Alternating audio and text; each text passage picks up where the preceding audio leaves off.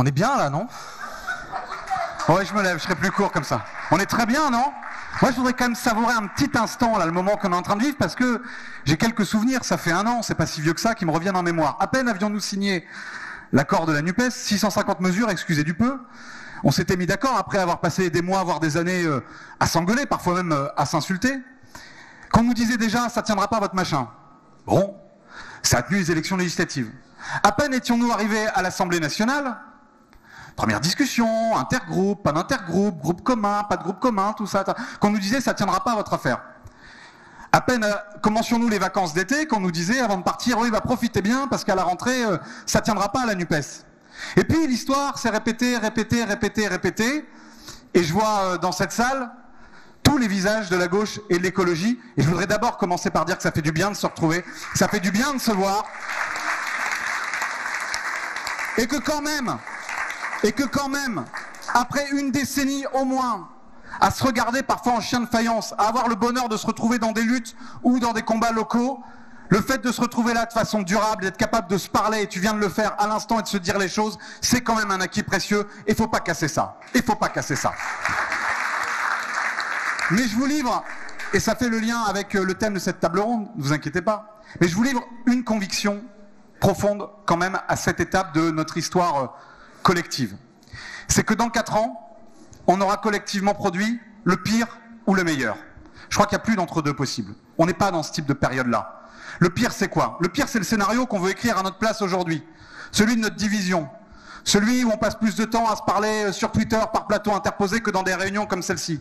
Celui où à la fin, on insiste impuissant au choc climatique qui est là, qui est bien là, les sécheresses à répétition, les États-Unis qui commencent déjà des réquisitions d'eau, c'est une première historique.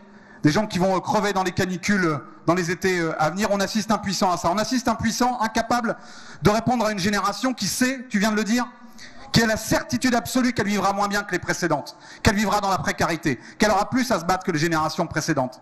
C'est une situation dans laquelle on n'a plus rien à dire sur la démocratie. C'est une situation dans laquelle finalement on regarde en spectateur parce qu'on a été comme des enfants gâtés, parce qu'on a été parfois trop orgueilleux nous-mêmes, ou parce qu'on n'a pas su justement se poser les vraies questions et les bons débats et les bons sujets d'engueulade, où on laisse Le Pen prendre le pouvoir. Et ça, on ne peut pas accepter ça. On ne peut pas être la génération politique qui laisse l'extrême droite raciste, xénophobe, nationaliste. On l'a vu encore aujourd'hui à l'Assemblée nationale. Ils ont essayé de faire passer un amendement pour bousiller la politique dans les quartiers populaires et le soutien en quartiers populaires comme ça, l'air de rien. On ne peut pas laisser ça s'installer dans notre pays. Ça ne peut pas être ça, notre héritage à nous, après avoir fait la nouvelle Union populaire, écologique et sociale. Mais moi je crois qu'on est surtout, parce qu'on en a fait la démonstration quand même capable du meilleur. Mais ça implique une très grande responsabilité. Une très grande responsabilité. C'est qu'on produise justement un récit pas simplement défensif. Je prends l'exemple des retraites avec lequel tu as commencé. Bien sûr qu'il faut qu'on gagne contre cette réforme des retraites. Mais il faut qu'après, on ouvre un nouveau récit, de nouvelles conquêtes pour la société du temps libéré. On n'est pas là simplement pour éviter des régressions, on est là pour proposer un autre chemin, pour partager le travail. Et pour ça, il va falloir qu'on sorte des faux débats entre nous et qu'on arrête de reprendre entre nous les termes de l'adversaire. Il n'y a pas de valeur travail, il y a une valeur du travail, il y a du sens à donner au travail. C'est pour ça, moi, je suis heureux d'être dans ce mouvement. Il a ses complexités, il est parfois compliqué, qui s'appelle Génération. Et je salue celles et ceux qui ont organisé cette soirée.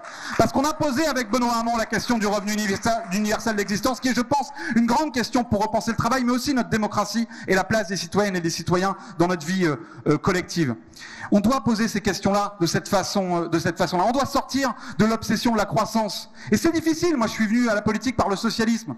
On pensait que c'était la croissance qui créerait de la richesse, de l'emploi. Puis voilà, on était finalement un peu des adeptes du ruissellement, nous aussi. Alors à notre façon, une façon juste et sociale. 1 minute, je termine. Mais on doit sortir de cette logique-là parce qu'en fait, on n'a plus le choix face à la crise écologique. On doit penser à un autre modèle de sobriété, de résilience. Il faut assumer ces termes. Mais je pourrais prendre aussi la question migratoire. Non, il n'y a pas de crise migratoire dans notre pays et il n'y a pas besoin de fermeté. Il y a besoin d'humanité, il y a une crise de l'accueil. C'est ça la réalité aujourd'hui. Et ça, il faut qu'on se le dise entre nous.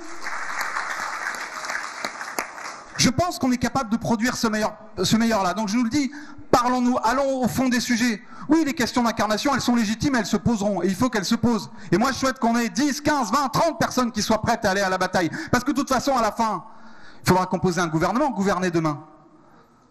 Il faudra qu'on assume collectivement des responsabilités. Et il faudra qu'on change la vie. Donc je vous le dis, on a quelques petits mois parce qu'en réalité, 4 ans, d'abord ça peut aller plus vite. On n'en sait rien, vous avez vu dans quel état est le pouvoir aujourd'hui, vous avez vu sa course folle derrière les thèmes et les termes de l'extrême droite, ce qu'a dit la première ministre aujourd'hui sur la Ligue des droits de l'homme, je n'y reviens pas, vous avez vu son mépris du mouvement social, des corps intermédiaires, de la démocratie, du Parlement. Bien sûr qu'on a cette responsabilité-là et que ça va un peu plus vite. Donc maintenant il faut qu'on se parle, faut que, là on est entre nous, il faut qu'après on aille à l'extérieur, qu'on déborde, parce qu'aujourd'hui on a gagné 151 circos, il faudra qu'on en gagne 300. Parce qu'aujourd'hui on fait tout cumuler dans les sondages, 30-32%, on est à touche-touche avec l'extrême droite. C'est pas possible. Moi, je pense que la gauche, dans les cœurs et les esprits dans ce pays, elle est plus forte que ça, et elle mérite d'être plus forte que ça. Alors, on continue, on se retrouve toutes et tous, et des rendez-vous comme ça, il faut qu'il y en ait plein, plein et plein.